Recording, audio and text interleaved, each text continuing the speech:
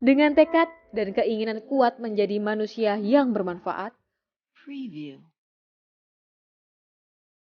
wanita tangguh asal pesisir selatan Sumatera Barat ini terjun ke dunia kerelawanan meninggalkan kampung halamannya dan orang-orang tercinta di sana. Ya, ialah Melza. Berbekal kemampuan penanganan medis,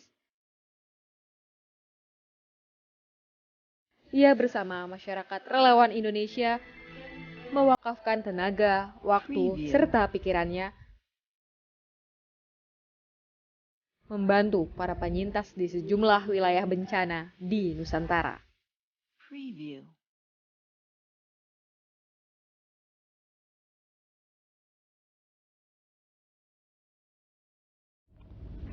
Sahabat dermawan, kita semua tahu bahwa relawan adalah pilar utama di aksi cepat tanggap, terutama pada situasi kebencanaan. Dan kita juga selalu melihat ya ketika terjadi bencana alam, baik karena faktor alam ataupun faktor manusia, relawan selalu turun di garis terdepan.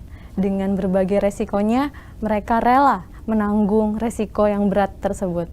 Nah, sahabat dermawan, alhamdulillah tadi telah kita saksikan profil dari salah satu relawan kita yang ini datang dari relawan medis bernama Mbak Melza. Dan alhamdulillah kali ini kita bisa berbincang-bincang dengan beliau. Baik, Assalamualaikum warahmatullahi wabarakatuh. Halo sahabat dermawan, semoga sahabat semua sehat walafiat ya.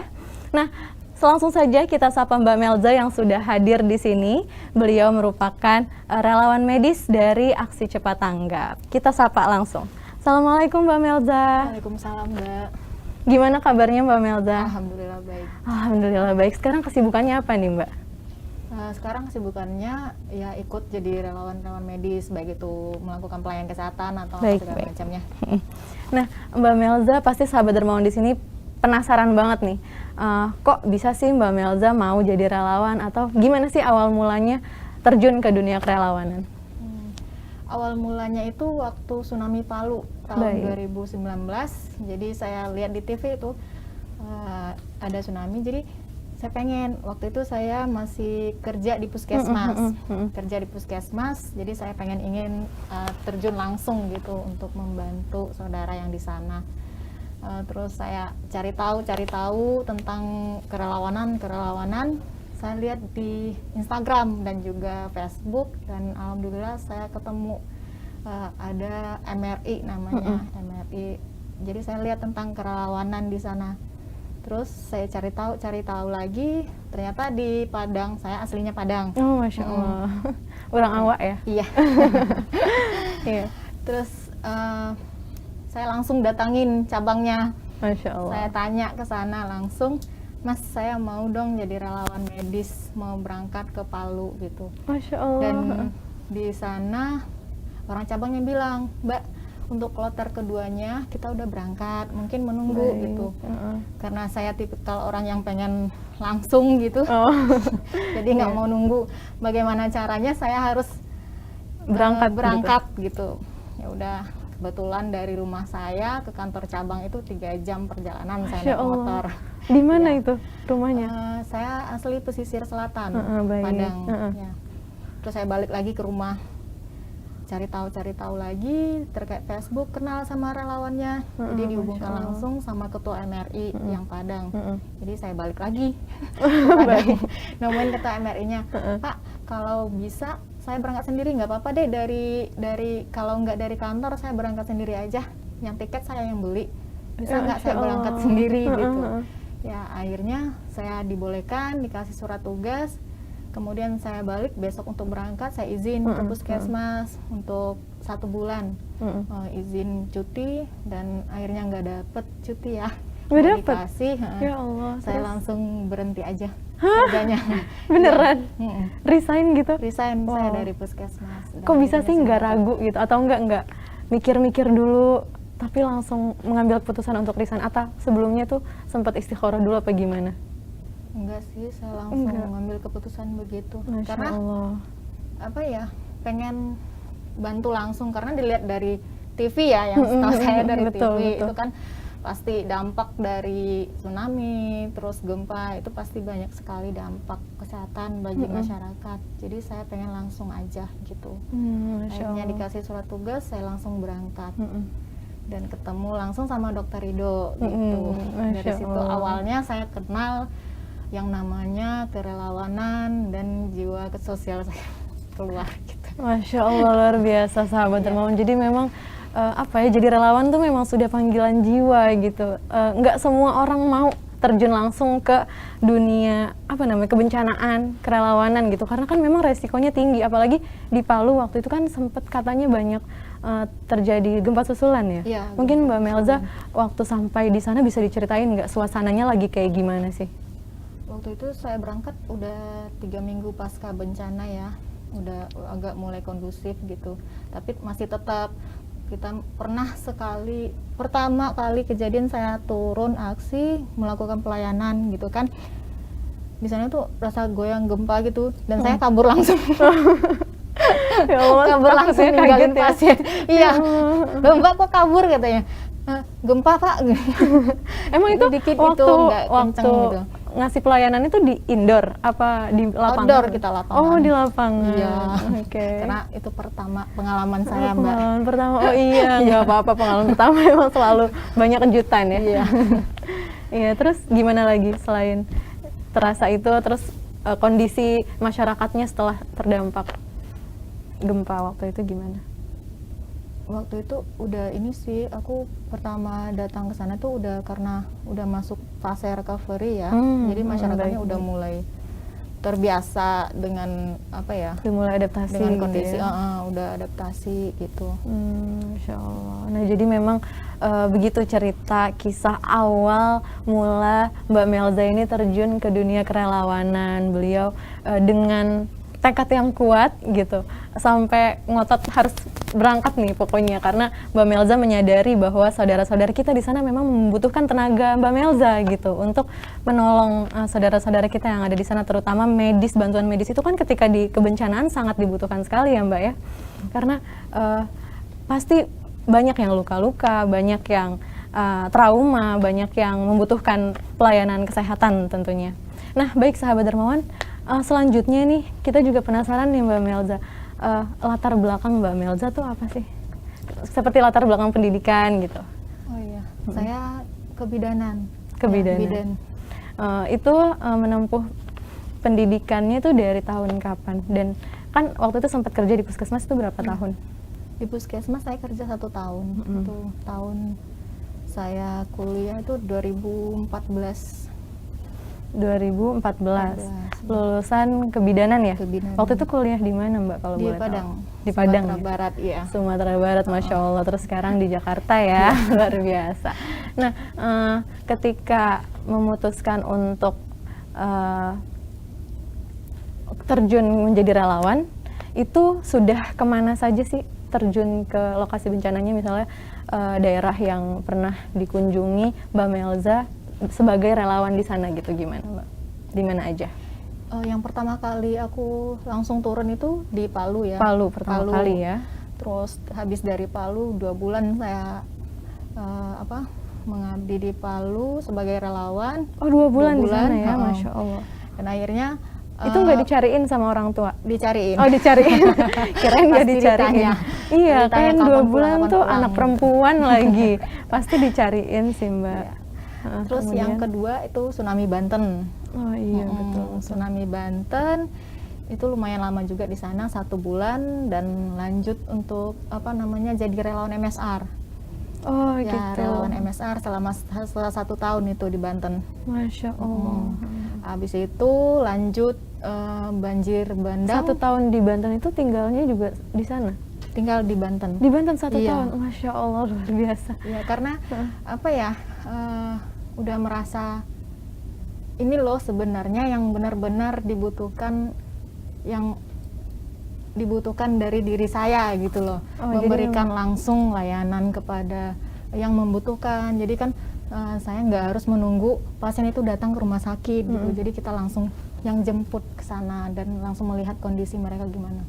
Jadi kita tahu kenapa sih alasannya banyak pasien yang nggak mau ke rumah sakit, bisa jadi karena alasannya faktor ekonomi, Betul, dan betul. juga karena memang nggak ada keluarga yang nungguin dia di rumah sakit. Itu bisa jadi faktor mereka nggak mau ke rumah sakit gitu. Jadi saya Oke. pengen langsung gitu. Langsung mendengar keluh kesah pasien gitu ya. Iya. Dan melayani langsung untuk mereka bisa sembuh kembali gitu ya. Kemudian kan kalau misalnya relawan MSR pasti ini ya, penyakitnya tuh suka yang ngeri-ngeri gitu. Ada nggak sih dari mereka, apalagi Mbak Melza nih udah setahun nih handle di bagian MSR ini. Nah itu tuh ada nggak sih kisah yang paling mengharukan yang Mbak Melza inget? Banyak sih. Banyak. Ya udah salah Banyak satunya aja deh banget. buat sahabat dermawan. Nah, ini pernah satu kali habis tsunami ya, pasca tsunami 1 bulan pasca tsunami, kita pernah lakukan pelayanan kesehatan ke pelosok. Oke. Pelosok banget, itu sangat Tsunami jauh. apa? Oh yang Banten ini, Banten. Heeh. Oke. Itu jauh banget, itu untuk akses ke sana itu juga susah gitu ya. Jalannya juga jalan setapak. Itu saya pernah nemuin ada ibu-ibu, jadi dia pertama datang bilang, "Nak, obatin muka saya dong, luka," katanya. Kan jadi dia nutupin di sininya, nutupin. Iya Bu, boleh, langsung keluarnya apa Bu? Muka saya luka, gitu kan. Boleh saya lihat Bu? Pas dibuka, ini muka sebelah sini tuh, itu udah habis, tinggal tulang, kelihatan tulang Ya gitu kan. Allah, itu kenapa ya? Awalnya DM, memang ibunya punya riwayat DM. Jadi kan gitu. saya tanya, Ibu udah berapa lama kayak gini? Udah 6 bulan, cuman nggak diobatin. Gitu. Terus saya bersihin, nangis juga. Ternyata memang apa ya, di pelosok itu sangat dibutuhkan itu tenaga medis, apalagi Betul. terkait kesehatan, apalagi akses dia ke rumah sakit, apalagi kalau di pelosok itu pasti cuman puskesmas ya, bukan rumah sakit umum yang ada dokter spesialisnya segala macamnya kan. Jadi Betul. saya obatin, ibu ditanya, Ibu kenapa nggak dibawa ke rumah sakit? Saya nggak punya anak, terus nggak ada suami gitu kan, Ya jadi Allah. nggak bisa, ya udah saya bersihin doang gitu. Ya Allah, aduh itu nggak kuat. Gimana si ibu itu bisa sabar gitu loh dengan penyakit yang dideritanya, terus belum lagi kena musibah juga, ditambah kena musibah tsunami ini, Masya Allah luar biasa. Terus kemudian setelah dihandle sama Mbak Melza, apakah ada tindak lanjut pelayanan kesehatannya? Nah kita karena nggak ada keluarga ya ibunya, langsung tak bilangin Pak RT-nya sini siapa gitu. Makanya dikasih edukasi sama Pak RT-nya, baru disuruh ke rumah sakit, puskesmas, baru dibawa ke puskesmas sama Pak RT-nya gitu. Oh gitu. Ada lagi tuh satu pasien ibu-ibu, itu ada tumor ovarium di perutnya. Jadi ibu-ibu umur 55 tahun, itu perutnya udah gede kayak hamil Ya Allah. 9 bulan. Ya gitu. Allah, gede banget itu. Kita temuin, awalnya asesmen dulu ya, Iya, asesmen gimana kondisi rumahnya, keluarganya, latar belakangnya kayak gimana kan, dicari tahu dulu. Punya anaknya banyak, cuman ya itu terkait ekonomi gitu. Jadi kita coba, Ibu mau nggak kita bantu untuk operasi gitu, bawa ke rumah sakit. Nanti kalau nggak ada yang nungguin, kita yang nungguin, karena kasihan banget lihat ibunya. Itu udah nggak bisa gerak lagi dia, saking perutnya udah besar banget gitu. Tapi dari keluarganya tuh menolak, karena takut ibunya ini kenapa-napa pas operasi. Ya maklum lah kalau orang awam kan belum tahu nih, taunya cuman operasi itu adalah bahaya buat gitu. si ibunya gitu. Berapa lama ya, 2 minggu kita buat bujuk keluarganya, baru mau terima. Ya Allah. Kita bawa ke rumah sakit, dan alhamdulillah operasinya berjalan lancar. Dan alhamdulillah itu setiap saya datang ke rumahnya, ibunya selalu nangis dan manggil saya anak. Ya Allah, iya dong. Saya setiap datang selalu dipeluk. Nak sini nak, peluk, udah lama nggak datang ke rumah ibu. Terus apa yang ada di rumahnya itu dikeluarin semuanya. Masya Ayo Allah. makan gitu. Jadi pernah berapa lama itu ya? Ada 2 bulan saya nggak datang ke sana.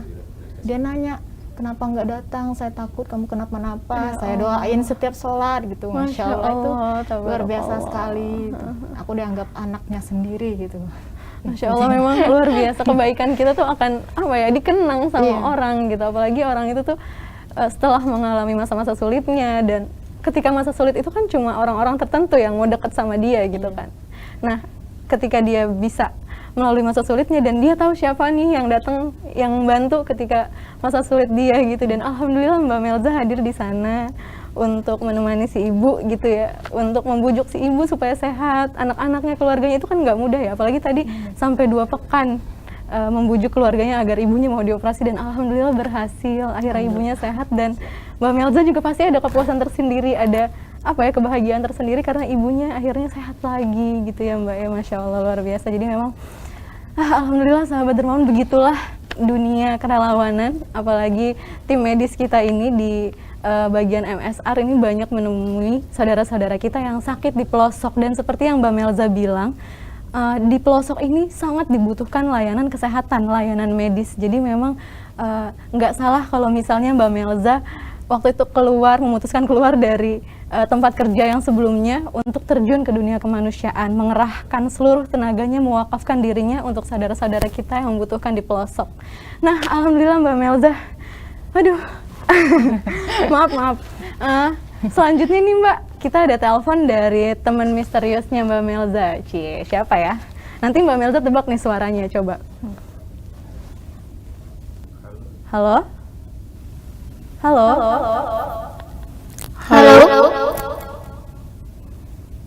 Halo, Assalamualaikum. Waalaikumsalam. Ini temennya Mbak Melza ya, betul? Iya. Oh, berarti bener nih Mbak, nggak salah sambung. Ya, temennya Mbak Melza boleh tolong diceritain nggak sih mungkin waktu terjun bareng ke mana namanya, ke wilayah bencana gitu untuk menjadi relawan bersama Mbak Melza, seperti apa Mbak? Boleh diulang, Mbak?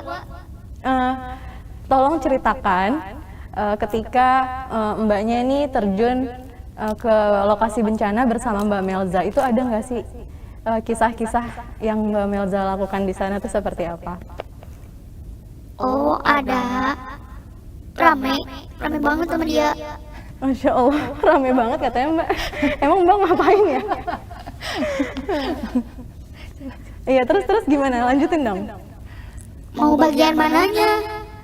Yang Bagian kocak apa yang haru atau yang gimana? yang kocak dulu deh. Tadi soalnya habis cerita haru nih, kayaknya butuh yang kocak-kocak.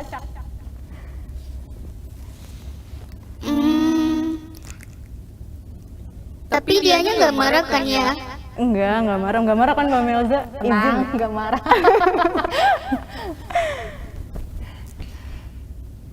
Dia tuh banyak mukanya. Apanya? Banyak makanya Oh, walaupun di tempat makanya bencana. banyak. Sehari berapa kali emang? Pokoknya kalau makan nasi banyak. Dia aja sampai nggak bisa mendefinisikan loh banyaknya itu seperti apa. Pokoknya banyak gitu. Banyak aja. Sebakul. Berarti makan dulu ya. Malas mandi. Oh gitu. Nggak apa-apa Mbak, itu save the word kok. Mbak Melza ini pasti mau ini kan, mau supaya anak penerusnya nanti merasakan air bersih juga, Ya, jadi benar. nggak, ini pembelaan. Hemat air. Hemat air, baik. Terus gimana lagi Mbak? Kasihan dia sama air. Oh gitu. Iya Mbak. Pokoknya Melza itu kocak deh. Suka cosplay. Suka apa? Cosplay nyanyi-nyanyi. Kayak penyanyi gitu. Oh, Pokoknya ceria banget. Masya Allah. Tapi kalau sedihnya sedih banget. Oh gitu. Coba sekarang ceritain kisah mengharukannya deh. Waktu di mana ya? Nggak akan disebutin deh. Dia tuh nangis gara-gara denger lagu Padang tentang orang tua. Oh gitu. Oh, lagi kangen ya? Lagi kangen orang tua ya? Kangen banget kayaknya dia. Gak pulang-pulang kayak Mbak Toyib. Masya Allah. Iya bener banget, ini Mbak Melza tuh nggak pulang-pulang loh. Nah Mbak Melza udah bisa nebak belum Tuh nih kan siapa dia orangnya? nangis. Tuh kan nangis lagi Mbak. Jangan nangis dong, katanya kuat. Tuh katanya kuat. Ah, Iya begitu memang namanya rindu itu ya. Jadinya kangen banget kayaknya sama orang tua karena nggak pulang-pulang. Sibuk di dunia kemanusiaan tapi insya Allah selalu terhubung melalui telepon atau video call ya. Dan tentunya terhubung melalui doa-doa sih. Ya terus waktunya Mbak Melza untuk menebak suara siapakah ini? Sela. Bener nggak nih Mbak Sela katanya? Halo. Sela siapa? Sela siapa katanya? Sela siapa ya Mbak? Aduh, salah. Tisu dong. Tisu dong, ada tisu nggak? Ya nggak ada tisu, pakai apa ya? Parah banget orang dibikin nangis tapi nggak disediain tisu, gimana sih? Ya udah nggak apa-apa Mbak. Tisu aneh nanti aja deh biar mengalir aja deh ya. Masya Allah, ya. Jadi udah nebak nih ya, yakin itu Mbak Sela? Iya, Sela. Yakin? Kenapa bisa yakin itu Sela? Karena dulu waktu di Banten itu sering sama Sela. Oh gitu. Jadi pernah di suatu tempat itu aku sama dia ngikutin acara, diundang sama siapa gitu ya, pokoknya adalah dari petinggi, jadi undang perwakilan dari ACT gitu. Dan ternyata orang itu orang Minang, memang orang Padang gitu. Jadi dia ada konsernya gitu, memang artis dari Padang. Itu aku ingat banget lagunya, memang tentang orang tua lah gitu. Jadi posisi saya jauh dari orang tua ya nangis gitu. Jadi dia Masya Allah. nangis lumayan Waktu lama. itu Saya nangisnya nangis bareng Mbak Sela? bukan saya sendiri, jadi dia peluk karena dia nggak paham kan lagunya. Oh gitu. gitu. Dan dari situ juga karena dia tahu saya nangis gitu kan, jadi dia cari tahu ini lagunya artinya apa sih, makanya dari situ dia paham gitu. Oh ya Allah. Baik Mbak Sela, terima kasih banyak. Ternyata benar Mbak Sela sih. Benar Mbak Sela tadi yang nelpon. Dan Mbak Sela terima kasih banyak sudah mau menghubungi kisah relawan di sini dan berbincang-bincang dengan kami di studio, terutama mengenang kisah bersama Mbak Melza. Masya Allah luar biasa. Terima kasih Mbak Sela. Sama-sama. Masya Allah. Nah, sekarang aku mau nanya sama Mbak Melza lagi nih. Kayaknya deket banget ya sama Mbak Sela. Deket banget ya. Deket banget. Waktu itu gimana awalnya bisa deket? Ketemu di mana gitu? Ketemunya di Tsunami Banten. Tsunami Banten. Awalnya sih sama-sama di Palu karena posko kita lumayan jauh gitu ya. Jadi nggak pernah ketemu di Palu gitu. Jadi ketemunya di Banten. Jadi sama-sama aksi sama dia. Jadi tahu suka dukanya, kocaknya kayak gimana. Jadi gimana ya? Iya. Pagi sampai malam itu kita jalan aksi. Jadi paling sering saya yang tumbang itu malam-malam. Jadi Oh gitu. jadi pagi, sore sampai malam itu aksi, malam tumbang, infus, ya kan, habis infus, besoknya jalan lagi, malamnya tumbang lagi, infus Ya lagi, Allah. jadi gitu. Jadi gimana ya? Kalau disuruh teman-teman sih nyaranin istirahat Mbak gitu, istirahat Uni gitu. Kalau saya manggilnya Uni, kalau Uni. istirahat Uni, kayaknya gimana ya? Nggak enak gitu kalau nggak ikut membersamai, karena itu pengalaman yang sangat berharga buat saya untuk terus memberikan layanan kepada masyarakat gitu. Masya Allah luar biasa. Selanjutnya nih, selama kan Mbak Sela sudah, berarti kalau misalnya dihitung-hitung sudah berapa tahun nih terjun ke dunia kerelawanan? Dari 2019 sampai sekarang. Sekarang masih running kan ya? Dari 2019. Nah selama itu apa aja sih pelajaran atau hikmah yang sangat membekas bagi Mbak Melza? Hikmahnya ya itu tadi, karena karena doa dari orang-orang yang saya bantu itu memberikan semangat buat saya dan memberikan apa ya, setiap ketemu dengan pasien itu pasti ada beda-beda cerita yang mereka berikan, dan itu bisa menjadi inspirasi buat saya gitu. Bagaimana caranya kita agar tidak menyerah dalam hidup gitu kan, karena dari cerita kan saya sering tumbang gitu kan. Jadi itu yang membuat saya bangkit lagi karena doa-doa dari mereka. Masya gitu. Allah, luar biasa. Jadi memang doa-doa dari mereka itu benar-benar menguatkan ya. Iya.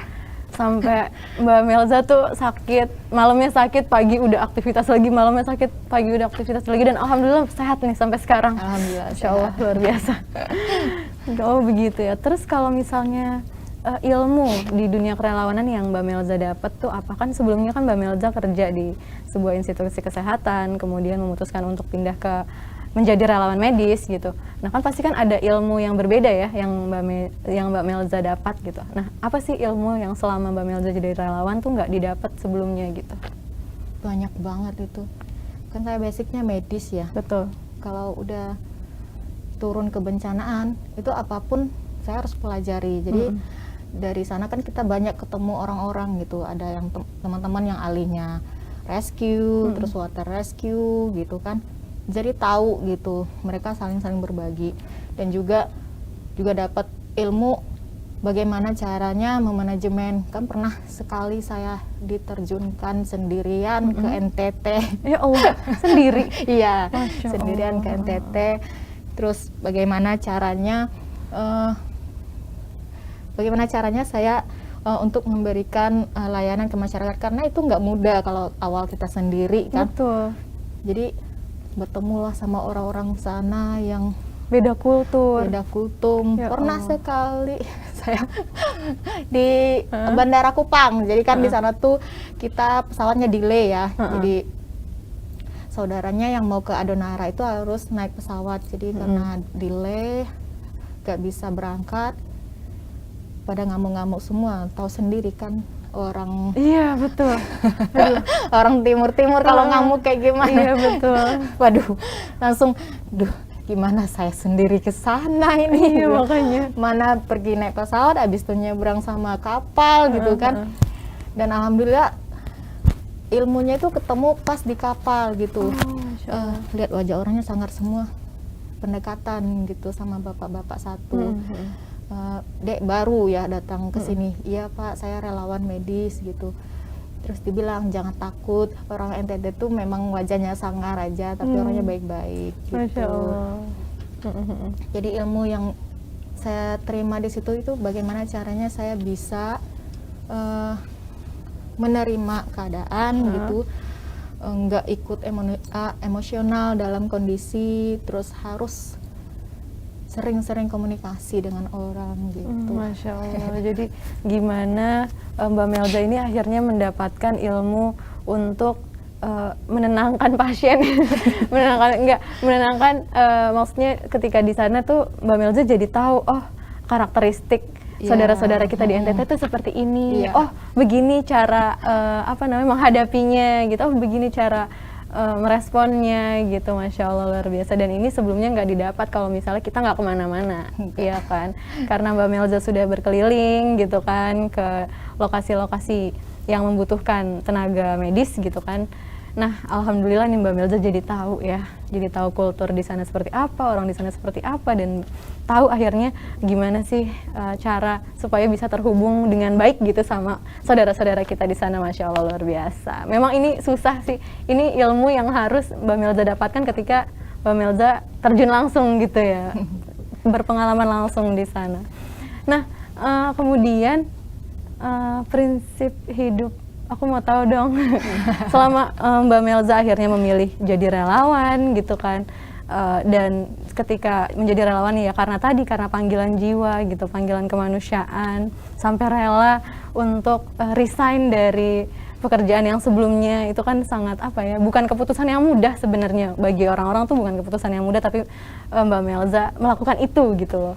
Nah, sebenarnya tuh prinsip hidup Mbak Melza tuh apa sih? Wah, Iya, prinsip penasaran hidup. nih. Iya bener. Aduh, prinsip hidup saya tuh ya gimana caranya saya bisa bermanfaat aja buat orang lain gitu. Masya Allah. Simple. Ini simpel banget dan nyunah banget sih sebenarnya, karena yang muslim nih, kita sebagai muslim pasti tahu banget dalil sabda Rasulullah yang bilang khairun nas man anfa'uhum linnas, yaitu sebaik-baik manusia adalah yang bermanfaat bagi manusia lainnya. Dan itu menjadi pegangan hidup Mbak Melza ya, menjadi prinsip hidup Mbak Melza, gimana Mbak Melza ingin sekali banyak menebarkan manfaat kepada saudara-saudara kita yang membutuhkan. Masya Allah, luar biasa. Semoga Mbak Melza istiqomah, Mbak Melza konsisten, dan sampai akhir hayat terus bisa bermanfaat untuk manusia lainnya. Amin ya Allah ya Rabbal Alamin. Nah, alhamdulillah sahabat dermawan, kita sudah cerita-cerita nih sama Mbak Melza, dan aku juga mau ngajak sahabat dermawan nih untuk jadi relawan juga kayak Mbak Melza gitu ya. Dan caranya mudah sekali, sahabat dermawan bisa langsung kunjungi saja www.relawan.id. Nah, nanti di sana sahabat dermawan bisa mendaftarkan diri untuk menjadi relawan kemanusiaan di aksi cepat tanggap. Gitu ya Mbak Melza? Iya. Terakhir dong Mbak Melza, coba dimotivasi sahabat dermawan supaya kayak Mbak Melza juga punya jiwa kerelawanan. Jadi buat teman-teman yang ingin menjadi relawan gitu ya, gak jadi relawan itu gak harus turun langsung ke bencana. Jadi teman-teman kalau seandainya lihat ada ibu-ibu yang nyebrang, teman-teman bantu untuk nyebrang, itu kalian udah menjadi relawan untuk ibu-ibu tersebut. Dan juga apalagi di zaman sekarang ya, Betul. banyak anak-anak muda sekarang yang main HP aja gitu kan, jadi nunduk, jalannya nunduk. Sekali-sekali perhatikanlah di sekitar kalian, mana tahu ada yang butuh bantuan, itu kalian udah menjadi bagian dari relawan. Gitu. Masya Allah, luar biasa. Nah, jadi itu tadi pesannya. Jadi siapapun bisa menjadi relawan, dan mudah ya, untuk menjadi relawan tuh mudah. Kita nggak usah jauh-jauh mengunjungi lokasi bencana, atau dari rumah juga bisa, atau dari sekitar kita juga bisa, dimulai dari yang dekat-dekat dulu gitu ya Mbak Melza ya. Masya Allah, luar biasa. Nah, baik sahabat dermawan, alhamdulillah kita sudah di ujung acara, dan kita mau berterima kasih nih kepada Mbak Melza yang sudah menyempatkan hadir. Sama-sama. Terima kasih banyak Mbak Melza. Dan kepada sahabat dermawan, terima kasih banyak telah menyaksikan kisah relawan hari ini. Dan jangan lupa saksikan kisah relawan selanjutnya di ACT TV. Baik sahabat dermawan, jangan lupa bagi sahabat dermawan yang ingin menjadi relawan, langsung saja kunjungi www.relawan.id.